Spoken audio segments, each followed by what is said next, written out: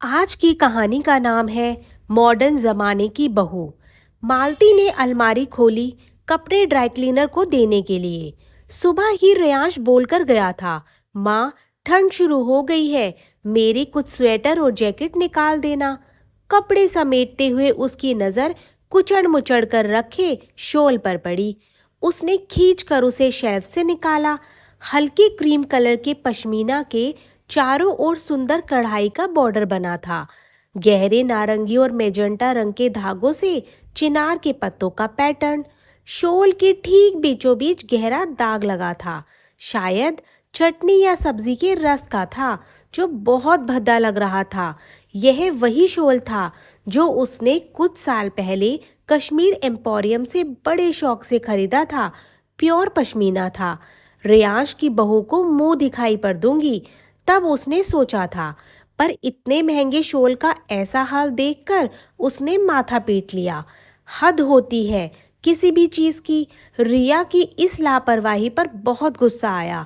पिछले संडे एक रिश्तेदार की शादी थी, वहीं कुछ गिरा दिया होगा। खाना खाते वक्त दाग लगा सो लगा, पर महारानी से इतना भी ना हुआ कि ड्राई क्लीन को दे देती या घर आकर ही साफ कर देती। तमीज़ नाम की चीज़ नहीं है इस लड़की को। कुछ तो कद्र करे किसी सामान की। ऐसा अल्हड़पन कब तक चलेगा? मालती बड़बड़ाती हुई किचन में आई।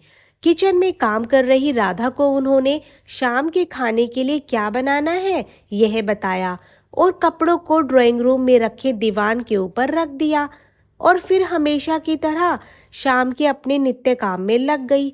देर शाम रेयांश और रिया हमेशा की तरह हंसते बतियाते घर में दाखिल हुए। राधा कॉफ़ी, रिया ने आते ही आवाज़ दी और अपना महंगा पर्स सोफे पर उछालकर सीधे बाथरूम की ओर बढ़ गई। रेयांश वहीं लगे दीवान पर पसर गया था। मालती टीवी पर कोई मनपसंद सीरियल देख रही थी, पर उसकी नज़रें रिया पर ही थी। वह उसके बाथरूम से आने का इंतज़ार करने लगी। शॉल का दाग दिमाग में घूम रहा था। और माँ, क्या किया आज? जुराबे उतारते हुए रेयांश ने रोज की तरह माँ के दिन भर का हाल पूछा। बेचारा कितना थक जाता है। बेटे की तरफ प्यार से देखते हुए उन्होंने सोचा, और किचन में अपने हाथों से उसके लिए चाय बनाने चली गई। इस घर में बस वे दोनों ही चाय के शौकीन थे। रिया को कॉफ़ी पसंद थी। रिया फ्रेश होकर एक टी शर्ट और लोअर में रियांश की बगल में बैठकर कॉफ़ी के सिप लेने लगी। मालती उसकी तरफ देखकर थोड़ी नाराज़गी भरे स्वर में बोली, रिया, ड्राई क्लीन के लिए कपड़े निकाल कर रखे हैं, सुबह ऑफिस जाते हुए दे देना। तुम्हारे ऑफिस के रास्ते में ही पड़ता है, तो मैंने निकाल कर रख दिए। मालती ने जानबूझकर शॉल सबसे ऊपर दाग वाली तरफ से रखा था, ताकि उस पर रिया की नज़र पड़े। ठीक है माँ, कह कर रिया अपने मोबाइल में मैसेज पढ़ने में बिजी हो गई। उसने नज़र उठाकर भी उन कपड़ों की तरफ नहीं देखा। मालती कुनमुना कर रह गई। उसने उम्मीद की थी कि रिया कुछ ना नुकुर करेगी कि नहीं, मैं नहीं दे पाऊंगी, टाइम नहीं है, ऑफिस के लिए लेट हो जाएगा, वगैरह वगैरह। पर यहाँ तो उसके हाथ से एक और बहस निकल गई। हमेशा यही होता है। उसके लाख चाहने के बावजूद रिया का ठंडापन और चीज़ों को हल्के में लेना मालती की शिकायतों की पोटली खुलने ही नहीं देता था। मालती उन औरतों में खुद को शुमार नहीं करना चाहती थी जो बहू से बहाने ले लेकर लड़ाई करे और बेटे की नज़रों में खुद मासूम बनी रहे। वह खुद को आधुनिक समझती थी, और यही वजह थी कि अपनी तरफ से वह कोई राई का पहाड़ वाली बात नहीं उठाती थी। वैसे भी घर में कुल जमा 3 प्राणी थे और चिकचिक उसे पसंद नहीं थी, पर कभी कभी वह रिया की आदतों से चिढ़ जाती थी। मालती को घर में बहू चाहिए थी जो सलीके से घर बाहर की जिम्मेदारी संभाले, पर यहाँ तो मामला उल्टा था। ठीक है, उसने सोचा, अगर किसी को कोई परवाह नहीं तो मैं भी क्यों अपना खून जलाऊं। मैं भी दिखा दूंगी कि मुझे फालतू का शौक नहीं कि हर बात में इनके पीछे पड़ूं। इनके तरह मैं भी, वह क्या कहते हैं, कूल हूँ। अपनी इकलौती संतान को लेकर हर माँ की तरह मालती के भी बड़े सपने थे। रियांश जो जॉब मिली भी नहीं थी कि रिश्तेदारी में उसकी शादी की बातें उठने लगी। मालती खुद से कोई जल्दी में नहीं थी, पर कोई भाभी, चाची या पड़ोसिन रियांश के लिए किसी न किसी लड़की का रिश्ता खुद से पेश कर देती। अभी रियांश की कौन सी उम्र निकली जा रही है, जरा सेटल तो हो जाने दो, यह कहकर वह लोगों को टरकाया करती। पर दिल ही दिल में अपनी होने वाली बहू की एक तस्वीर उसके मन में बन चुकी थी। चांद सी खूबसूरत, गोरी, पतली, नाजुक सी, सलीकेदार, जो घर में खाना पकाने से लेकर हर काम में हुनरमंद हो। अब यह सब थोड़ा मुश्किल तो हो सकता है, पर नामुमकिन नहीं। वह तो ऐसी लड़की ढूंढ कर ही रहेगी अपने लाडले के लिए, लेकिन उसकी उम्मीदों के गुब्बारे तो उसके लाडले ने ही फोड़ दिए। एक दिन रिया को घर लाकर उसे रिया का इस तरह घर पर आना बहुत अटपटा लगा था, क्योंकि रियांश किसी लड़की को इस तरह से कभी घर लेकर नहीं आया था। वह बात अलग थी कि स्कूल कॉलेज के दोस्त झुंड बनाकर कभी कभार आ धमकते थे, जिसमें बहुत सी लड़कियां भी होती थी। मालती को कभी अखरता नहीं था अजय के यार दोस्तों का आना, पर उसने अपने लिए कोई लड़की पसंद कर ली, यह बात मालती को सपने में भी नहीं आई थी। उसका बेटा अपनी माँ की पसंद से शादी करेगा, यही मालती को गुमान था। जिस दिन रियांश ने बताया कि वह अपनी किसी खास दोस्त को उससे मिलाने ला रहा है, वह समझ गई थी, पर फिर भी अनजान बनने का नाटक करती रही। एक बार भी नहीं पूछा रियांश से कि आखिर इस बात का मतलब क्या है। उस दिन शाम को रियांश रिया को अपनी बाइक पर बिठाकर घर ले आया। मालती ने कल्कियों से रिया को देखा, नहीं नहीं, उसके सपनों में बसी बहू रानी के किसी भी सांचे में वह फिट नहीं बैठती थी। आते ही नमस्ते आंटी बोलकर धम से सोफे पर पसर गई। रिया लगातार च्युइंगम चबा रही थी। बॉयकॉट हेयर, टाइट जीन्स और टी शर्ट में उसकी हल्की सी तोंद भी झलक रही थी। रियांश ने मालती को ऐसे देखा जैसे कोई बच्चा अपना इनाम का मेडल दिखाकर घर वालों के रिएक्शन का इंतजार करता है। मालती चाय नाश्ता लेने किचन में चली गई। रियांश उसके पीछे पीछे चला गया। माँ के मन की टोह लेने की कुछ मदद करने के बहाने मालती बड़ी रुखाई से बिना कुछ कहे नमकीन बिस्किट ट्रे में रखती गई और चाय लेकर बाहर आ गई। रिया बहुत कुछ बातें कर रही थी, जिन्हें मालती अनमने मन से सुन रही थी। रियांश को मालती के चेहरे से पता चल गया कि उसकी माँ को रिया जरा भी पसंद नहीं आई। क्या लड़की है, बाप रे, आते ही ऐसे मस्त हो गई जैसे इसका अपना घर हो।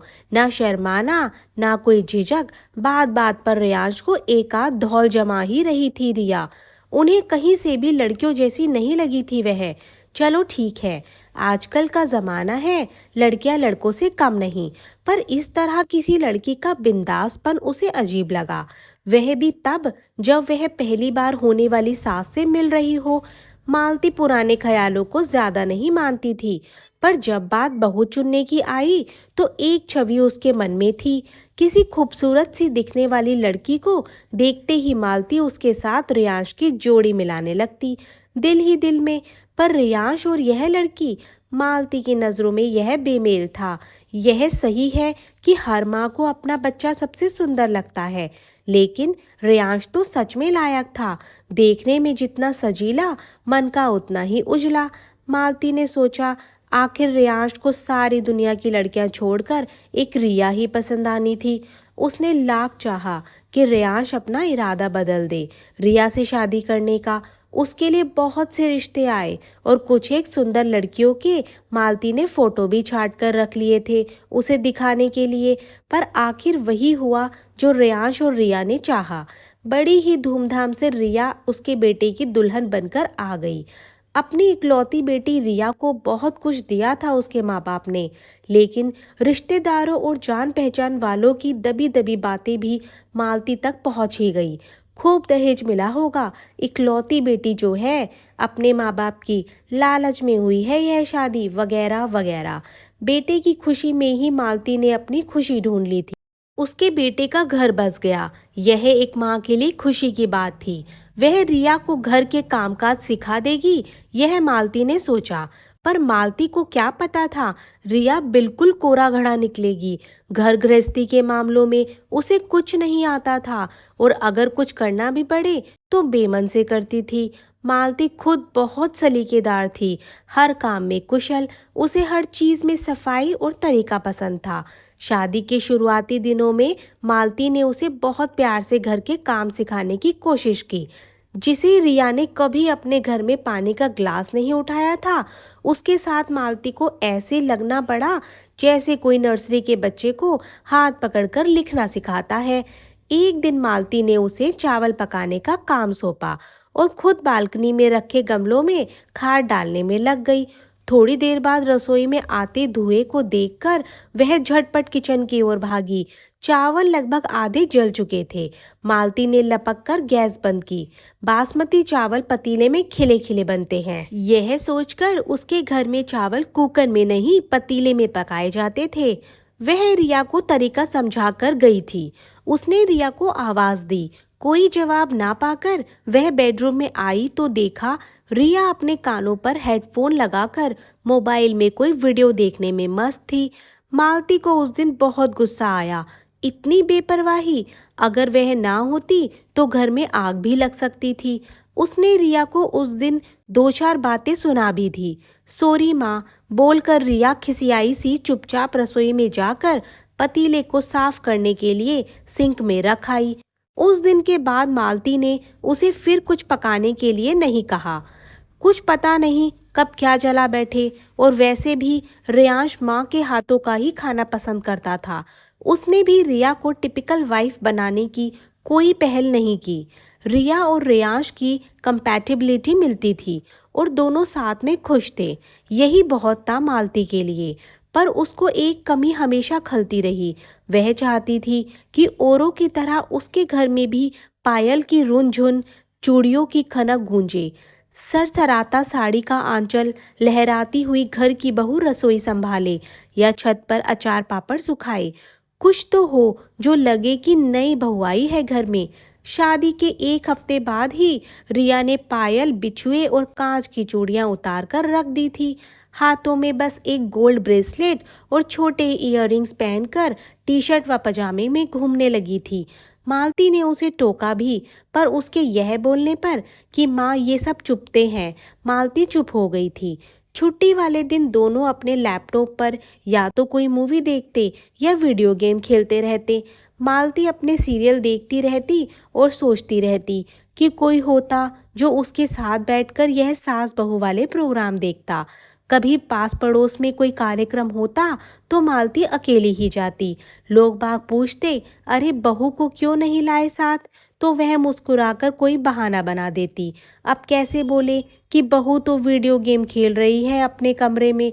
कुल मिलाकर उसके सपने मिट्टी में मिल गए थे। घर में बहू कम दूसरा बेटा आया हो ऐसा लग रहा था। किसी शादी ब्याह में भी रिया को खींचकर ले जाना पड़ता था। उसे कोई शौक ही नहीं था सजने संवरने का। शादी की इतनी सारी एक से एक कीमती साड़ियाँ पड़ी थी, पर मजाल है जो रिया ने कभी पहनने की जहमत उठाई हो। अपने एक रिश्तेदार की शादी में जयपुर जाना पड़ा मालती को। जाने से पहले रिया और रेयांश को खूब सारी हिदायतें देकर गई। खाना बहुत थोड़ा, जल्दी उठकर बना के फ्रिज में रख जाना। रेयांश को बाहर का खाना पचता नहीं, पेट अपसेट हो जाता है। फिर राधा को भी 10 दिन के लिए अपने गांव जाना था। ऐसे में घर की जिम्मेदारी उन दोनों पर ही है। मालती उनको बार बार यह बता रही थी। उसे पता था दोनों लापरवाह हैं, पर जाना जरूरी था। 1 हफ्ते बाद मालती जब वापस घर लौटी तो सुबह की ट्रेन लेट होकर दिन में पहुंची। स्टेशन से ऑटो करके घर पहुंची। एक चाबी उसके पास थी पर्स में। अंदर आकर सामान वहीं नीचे रखकर वह सोफे पर थोड़ा सुस्ताने बैठी। उसने सोचा चाय बनाएगी पहले अपने लिए, फिर फ्रेश होगी। सिर दर्द कर रहा था सफर की थकावट से। एक सरसरी नजर घर पर डाली उसने, पर सफाई का नामो निशान नजर नहीं आ रहा था। उसके पैरों के पास कालीन पर दाल भुजिया बिखरी पड़ी थी। झाड़ू तक नहीं लगी थी घर में, लगता है उसके जाने के बाद। वह बुदबुदाती हुई रसोई की तरफ बढ़ ही रही थी कि अचानक से उसके मोबाइल की घंटी बज उठी। रेयांश के दोस्त का फ़ोन था। हेलो बेटा, मालती ने फ़ोन रिसीव किया।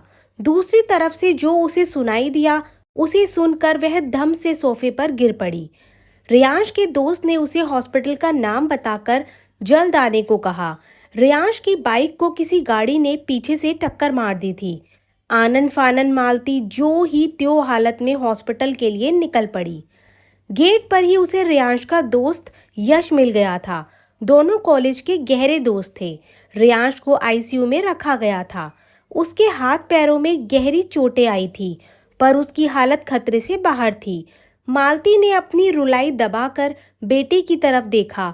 खून से रियांश के कपड़े सने थे और ना जाने कितनी पट्टियां उसके शरीर पर बंधी थी। आंटी, आप बाहर बैठ जाइए, मालती की हालत देखकर यश ने कहा, और सहारा देकर उसने मालती को आईसीयू के बाहर बेंच पर बिठा दिया। यश ने उसे बताया कि कैसे एक्सीडेंट की जानकारी पुलिस से पहले उसे ही मिली थी। रिया अपनी एक सहेली के साथ मूवी देखने गई हुई थी। उसका फ़ोन शायद इसलिए नहीं मिल पाया। पास के वाटर कूलर से एक गिलास पानी लाकर उसने मालती को दिया। मालती ने होशो हवास दुरुस्त करने की कोशिश की। तभी उसे रिया बदहवास भागती आती नजर आई। मालती के पास पहुंचकर वह उससे लिपटकर रो पड़ी। मालती, जो बड़ी देर से अपने आंसू रोके बैठी थी, अब अपनी रुलाई रोक ना पाई। कुछ संयत होकर रिया ने रियांश को आईसीयू में देखा, बेड पर बेहोश, ग्लूकोज और खून की पाइप से घिरा हुआ। रिया ने डॉक्टर से रियांश की हालत के बारे में पूछा और डॉक्टर की पर्ची लेकर दवाइयाँ लेने चली गई। रात को मालती के लाख मना करने के बावजूद रिया ने उसे यश के साथ घर भेज दिया। सुबह जल्दी उठकर मालती कुछ जरूरी चीजें एक बैग में और एक थर्मस में कॉफी भरकर हॉस्पिटल पहुंची। रिया की आंखें बता रही थी कि सारी रात वह सोई नहीं। सो तो मालती भी नहीं पाई थी पूरी रात। रिया ने बेंच पर बैठे एक लंबी अंगड़ाई ली और थर्मस से कॉफी लेकर पीने लगी। मालती रियांश के पास गई। वह होश में था, पर डॉक्टर से बातें न करने के लिए बोला था। मालती को देखकर रियांश ने धीरे से मुस्कुराने की कोशिश की। मालती ने उसका हाथ कोमलता से अपने हाथों में ले लिया और जवाब में मुस्कुरा दी।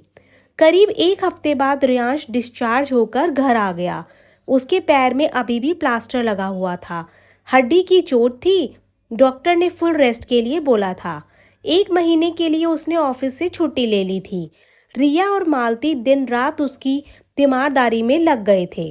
1 महीने के बाद जब रियांश के पैर का प्लास्टर उतरा तो उसने हल्की चहलकदमी शुरू कर दी, मगर समय शायद ठीक नहीं चल रहा था।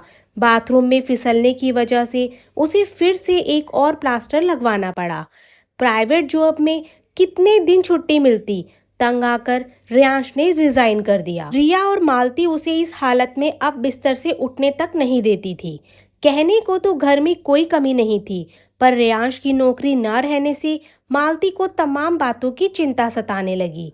रियांश ने शादी के वक्त नया घर बुक कराया था, जिसकी हर महीने किस्त जाती थी।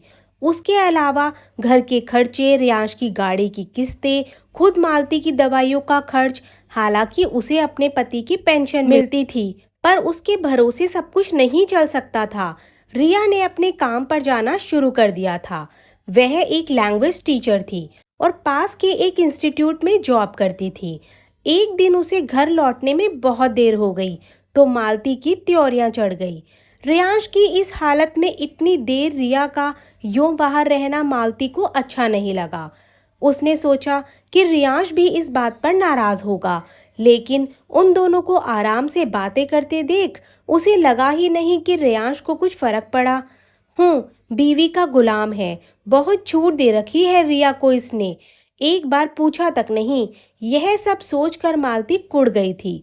किचन में रियांश के लिए थाली लगाती मालती के कंधे पर हाथ रखते हुए रिया बोली, माँ, आप बैठो रियांश के पास, मैं आप दोनों की थाली लगा देती हूँ। रहने दो, तुम दोनों खाओ साथ में। वैसे भी दिन भर रियांश अकेला बोर हो जाता है तुम्हारे बिना। मालती कुछ रुखाई से बोली, सॉरी माँ, अब से मुझे आते हुए देर हो जाया करेगी। मैंने एक और जगह ज्वाइन कर लिया है, तो कुछ घंटे वहाँ भी लग जाएंगे। रिया ने उसके हाथ से प्लेट लेते हुए बताया, तुमने रियांश को बताया क्या?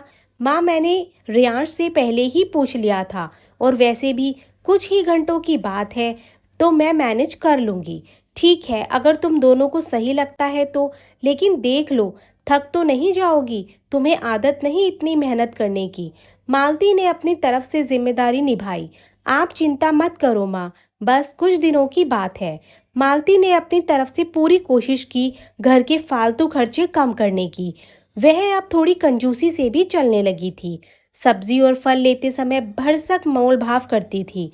उसे लगा रिया अपने खर्चों पर लगाम नहीं लगा पाएगी, पर जब से रियांश का एक्सीडेंट हुआ था, रिया की आदतों में फर्क साफ नजर आता था। जो लड़की first day first show movie देखती थी, तकरीबन रोज ही शॉपिंग, आए दिन रियांश के साथ बाहर डिनर करना जिसके शौक थे, वह अब बड़े हिसाब किताब से चलने लगी थी। और तो और घर के कामों को भी वह मालती के तरीके से ही करने की कोशिश करती थी। मालती उसमें आए इस बदलाव से हैरान थी। एक तरह से रिया ने घर की सारी जिम्मेदारियां उठा ली थी।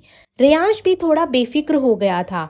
उसे रिया पर पूरा भरोसा था, पर मालती को एक तरह से यह बात चुभती थी कि बहू होकर भी वह बेटे की तरह घर चला रही है। आखिर बहू तो बहू होती है, मालती सोचती थी। एक दिन सुबह पार्क जाने से पहले मालती रियांश के कमरे में आई। उसकी बीपी की दवाई खत्म हो गई थी। रियांश, मुझे कुछ पैसे दे दे, दवाई लेनी है। पार्क के सामने रास्ते में केमिस्ट से ले लूंगी। लेकिन माँ, मेरे पास कैश नहीं है, तुम रिया से ले लो। अजय टीवी पर नजरें गड़ाए हुए बोला। रहने दे, बाद में ले लूंगी जब एटीएम से पैसे निकालूंगी, मालती ने जवाब दिया। रिया के सामने वह हाथ नहीं फैलाना चाहती थी। बाहर आकर उसने पार्क ले जाने वाला बैग उठाया तो उसके नीचे नोट रखे थे।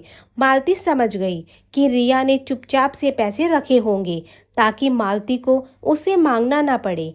जब वह रियांश से बात कर रही थी तो रिया बाथरूम में थी। शायद उसने उन दोनों की बातचीत सुन ली थी। मालती को फिजियोथेरेपिस्ट के पास जाना पड़ता था। अक्सर उसे पीठ और कमर दर्द की तकलीफ रहती थी। उसने सोचा यह खर्च कम करना चाहिए, तो जाना बंद कर दिया। लेकिन तबीयत खराब रहने लगी। रियांश को पता चला तो बहुत नाराज हो गया। इसलिए रिया पास में बैठी लैपटॉप पर कुछ काम कर रही थी। बेकार में पैसे खर्च होते हैं, मालती ने सफाई दी। पार्क में सब कसरत करते हैं, मैं भी वही किया करूँगी। क्लिनिक जाने की ज़रूरत नहीं, फिजियोथेरेपिस्ट यहीं घर पर ट्रीटमेंट देगा, रिया ने मालती से कहा। नहीं नहीं, इसमें तो ज़्यादा फीस लगेगी, रहने दो ये सब। मालती को बात जची नहीं। माँ, आपकी तबीयत ठीक होनी ज़्यादा ज़रूरी है, और आपके साथ साथ डॉक्टर रियांश को भी देख लेगा, रिया ने कहा। इसके ऊपर मालती ने कहा, ठीक है, मैं घर पर ही ट्रीटमेंट करवा लूँगी, क्लिनिक के चक्कर लगाने की भी ज़रूरत नहीं पड़ेगी। रियांश ने उसे आसक्त किया। रियांश की तबीयत धीरे धीरे अब सुधरने लगी थी। रिया ने अपनी मेहनत से घर में कोई कमी नहीं आने दी थी। सब कुछ उसने संभाल लिया था। घर और गाड़ी की किस्तें, महीने का घर खर्च, डॉक्टर की फीस, सब उसके पैसों से चल रहा था। रिया के माँ बाप 2 दिन पहले ही अमेरिका में रह रहे अपने बेटे के पास से लौटे थे। आते ही वे रियांश को देखने आ गए थे। रिया उस वक्त ऑफिस में थी। आइए चाय पी लीजिए, मालती रियांश के पास बैठी रिया की माँ से बोली। रियांश अपने ससुर जी से बातें कर रहा था। ट्रे में 2 कप चाय उसने रियांश और रिया के पापा के लिए वहीं एक टेबल पर रख दी। अरे, आपने ये सब तकलीफ क्यों की? हम तो बेटी के घर कुछ खाते पीते नहीं, रिया की माँ कुछ सकुचा कर बोली। छोड़िए ना बहन जी, पुराने रिवाज, आज की बहुएं क्या बेटों से कम है? मालती के मुंह से निकल पड़ा। दोनों चाय पीने लगी। रिया और रियांश की शादी के बाद से आपसे ठीक से मिलना भी नहीं हो पाया। आप तो जानती हैं, शादी के तुरंत बाद हमें बेटे के पास जाना पड़ा, इसलिए कभी आपसे एकांत में बातें करने का मौका ही नहीं मिला। रिया की माँ कुछ गमगीन होकर बोली। हाँ जी, मुझे पता है, आपका जाना जरूरी था। यह तो समय का खेल है। जान बच गई रियांश की, यह गनीमत है। रिया को अब तक आप जान गई होंगी, अपने पापा की लाडली रही है शुरू से। मैंने भी ज़्यादा कुछ सिखाया नहीं उसको। माँ हूँ उसकी, कितनी लापरवाह है यह मैं जानती हूँ। आपको बहुत कुछ समझाना पड़ता होगा उसे। एक बेटी से बहू बनने में उसे थोड़ा वक्त लगेगा। उसकी नादानियों का बुरा मत मानिएगा। बस यही कहना चाहती थी आपसे। जिस दिन से रियांश की शादी रिया से हुई थी, मालती को हमेशा रिया में कोई ना कोई गलती नजर आती थी। उसने सोचा था कि कभी मौका मिलेगा तो रिया की माँ से खूब शिकायतें करेगी कि बेटी को कुछ सिखाया ही नहीं। लेकिन आज ना जाने क्यों मालती के पास कुछ नहीं था रिया की शिकायत करने को। उल्टा उसे बुरा लगा। ऐसा लगा रिया उसकी अपनी बेटी है और कोई दूसरा उसकी बुराई कर रहा है। आपसे किसने कहा कि मुझे रिया से कोई परेशानी है? हर लड़की बेटी ही जन्म लेती है, बहू तो उसे बनना पड़ता है। लेकिन यह मत समझिए कि रिया एक कुशल बहू नहीं है। आप कभी यह मत सोचिए कि हम खुश नहीं हैं। रिया अब मेरी बेटी है। मालती कुछ रूंधे गले से बोली। उसे खुद यकीन नहीं हो रहा था कि वह यह सब बोल रही थी, पर यह शब्द दिल की गहराई से निकले थे, बिना किसी बनावट के। एक बेटी की माँ के चेहरे पर जो खुशी होती है, वह खुशी दोनों माँओं के चेहरे पर थी।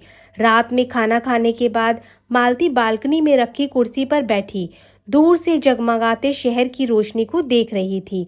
हाथ में कॉफ़ी का मग लिए रिया उसके पास आकर धीरे से एक स्टूल लेकर बैठ गई। माँ, यह आपका टिकट है इलाहाबाद का। रिया ने ट्रेन का टिकट उसकी तरफ बढ़ा दिया। अरे लेकिन मैंने तो बोला ही नहीं जाने के लिए। हर शादी में जाना जरूरी नहीं होता। मालती बोली। अरे वाह, क्यों नहीं जाएंगी आप? मामा जी को बुरा लगेगा अगर हमारे घर में कोई भी इस शादी में नहीं गया तो। सॉरी माँ, मैंने आपसे बिना पूछे ही टिकट ले लिया है। रियांश और मुझे लगता है आपको जाना चाहिए। वह तो ठीक है, पर अभी रियांश को मेरी ज़रूरत है। तुम तो ऑफिस चली जाओगी, वापस आकर घर का काम, कितना थक जाओगी। मैं तुम दोनों को छोड़कर नहीं जा पाऊंगी। मन ही मन मेरा यहीं पर रहेगा और वहाँ बिल्कुल मन नहीं लगेगा। मालती ने इसरार किया। रियांश की तबीयत अब काफ़ी ठीक है। अब तो वो जॉब के लिए एक दो इंटरव्यू देने की भी सोच रहे हैं। आप बेफिक्र होकर जाइए माँ। मालती ने रिया के चेहरे की तरफ देखा। वह बहुत सादगी से बोल रही थी, ना कोई बनावट ना कोई झूठ। मेरी सगी बेटी भी होती तो इससे बढ़कर और क्या करती इस घर के लिए। रिया ने बहू का ही नहीं बेटे का फर्ज भी निभाकर दिखा दिया था। बस वह खुद ही अपनी सोच का दायरा बढ़ा नहीं पाई।